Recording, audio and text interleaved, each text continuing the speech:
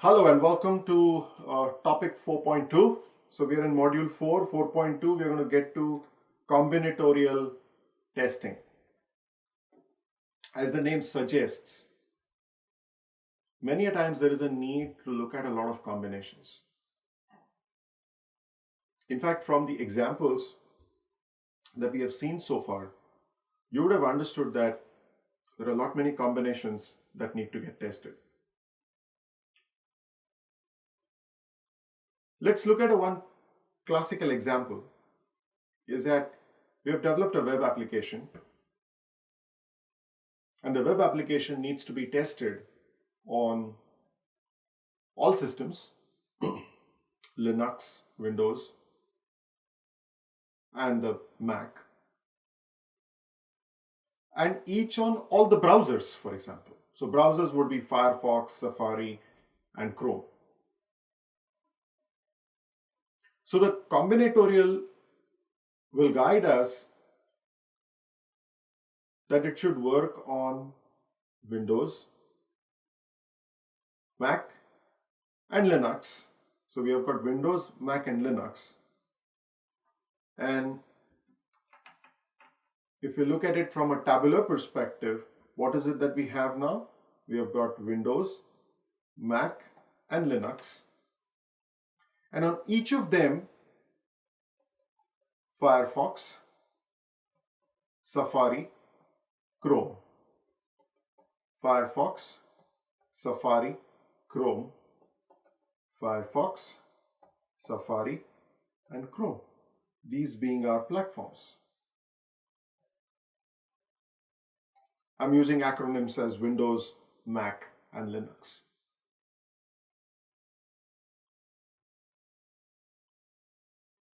So when we look at all of these, you start looking at the combinations that I need to test with.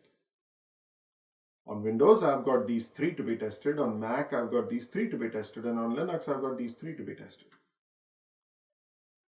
Which clearly means that I'm going to have at least 9 times repetition of those test cases. How did I get to 9? Very clearly. I have three platforms. I have 3 platforms and 3 browsers.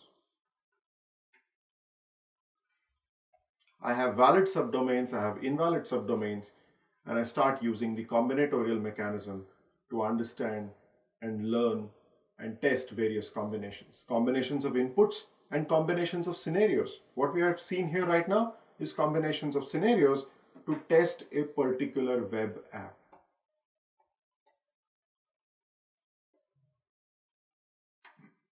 So the need for combinatorial is exactly on the same slide.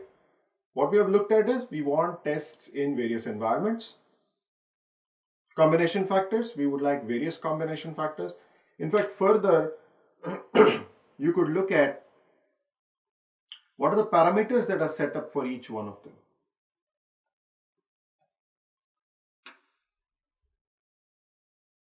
Beyond parameters, you can also look at what are the screen resolutions that are required. So I may have screen resolutions. The S means the screen resolution that I have developed over here for each one of them.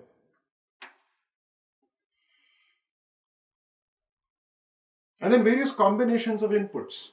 Well, combinations of inputs would mean that in this scenario for us, on Firefox, on Windows, we have certain set of inputs that work in certain manner. And instead of just taking an abstract example, let's try and understand that I have a website which is a banking website and it has to work on all the browsers on all the platforms. The way the colors appear, the way the buttons appear, the way the screen appears may be based on the library that is used for graphical user interface. That would change some amount of appearance. Even if I spec it out, there will be certain amount of change in appearance.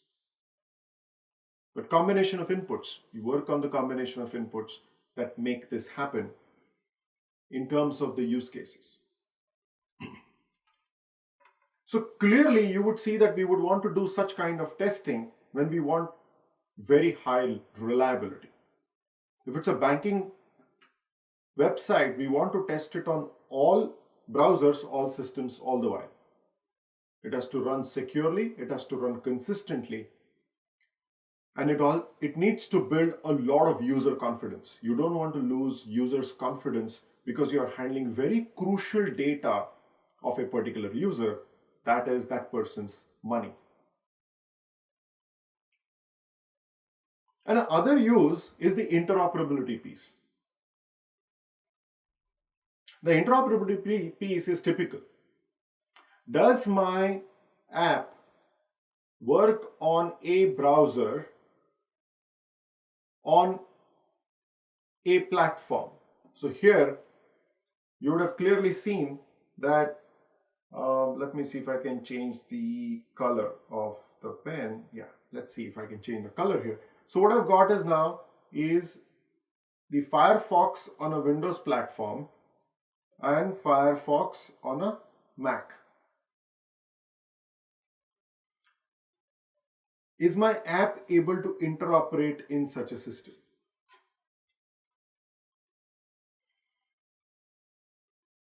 In fact, one of the good examples, and in fact in the past I worked on it pretty deeply, is the MMS part, where the MMS comes or is sent to a particular mobile phone from a MMS server, and each of these servers could be manufactured by manufacturer 1, manufacturer 2, or manufacturer 3. So we may have 3 types of servers, and all of these handsets could change. So I may have a handset manufacturer M1, M2, and say M3.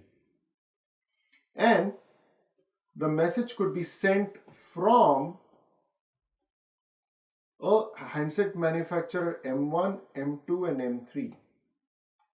So the one sent from M1, again I'm going to use another color, one that is sent from M1, it should reach properly to M2. The one sent from M3 should say reach properly to M2. So now this becomes the interoperability piece, and then it starts bringing combinations. One to the other, one to many. And here, needless to say, we also have server combinations, because the MMS is going to go through a server. So 2 handsets. So I've got 2 handsets and a server. So it's going to go through the servers. So much of combinations. So key is to make sure that there is reliability and then interoperability. A lot of these scenarios will need to be tested. Thus, combinatorial, fundamentally, you would be able to see that if I have got X and Y variables, each with 3 values, it's very easy for me. It's going to be 9-factor combinations, and it's going to be how many? I'll have 9, right? So with this, where I come to is that there will be large amount of combinations the moment I start off including more and more, say, browsers. If I have got 15 browsers and 4 platforms, I'll start off having very, very large number. So one has to model all of this. One way to model is that irrespective of the platform, I worry about what browser does it work on. So one of the ways to optimize is that I'll test on any platform on one of the browsers.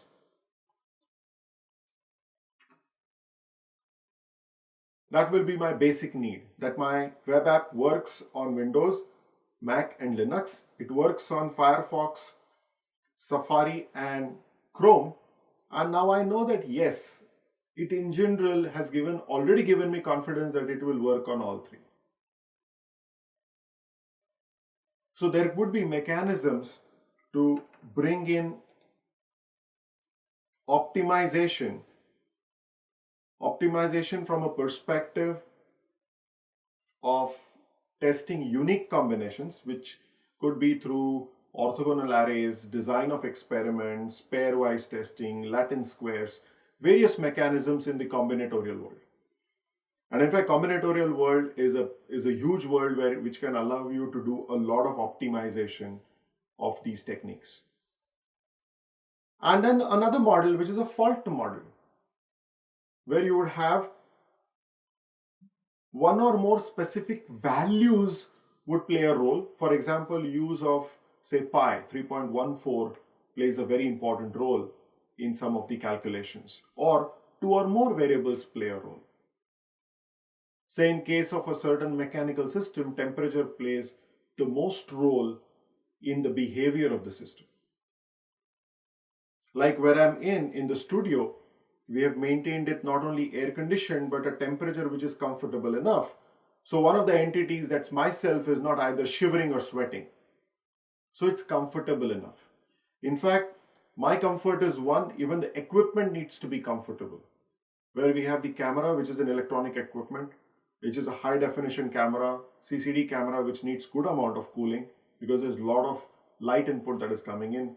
There's a good Wacom system in front of me, which also needs enough amount of temperature maintenance for it to work very nicely. So variables and variations would play a role, and these are the combinations that happen. And in fact, we are sitting right now in a soundproof room so that even if a plane passes by, we will not have a disturbance. So a lot of these inputs from the environment and of the process itself will cause us to take them into consideration for test cases. In fact, we would also look at interaction testing, like in our example of Windows, Mac, and Linux with the browsers for a web app. You may want to consider what else is running on the system. It may not be only the browser, it may be many things that are running on the systems and say choking the internet connection. Way too many requests are going in. While a video is being played on, say, YouTube, how does a web app behave if it is also data intensive? So various pieces and combinations come into play. So while combinatorial can be very exciting, it can also be extremely huge. We need to look at various ways to optimize the number of test cases, and in fact, many a times humanly it will be impossible to test everything.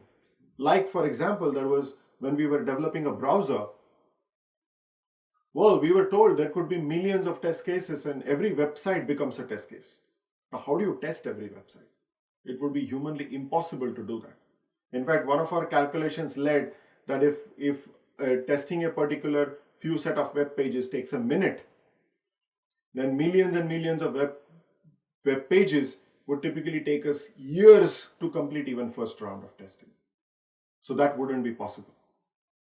So when you're talking about exhaustive testing and all combinatorial in this manner, it's just not possible.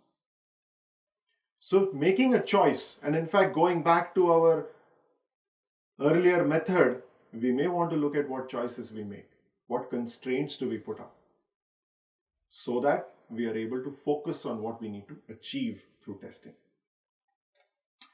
So that's what we had in the combinatorial, in a simple combinatorial mathematical way, plus bringing in the domain and the product focus. We will be able to arrive at a core solution using combinatorial. In our next topic, we build a very good case of a particular technique, and we build something like decision table, which is a combination of both. I would say a combination of the combinatorial as well as that of the methodical way. Thank you.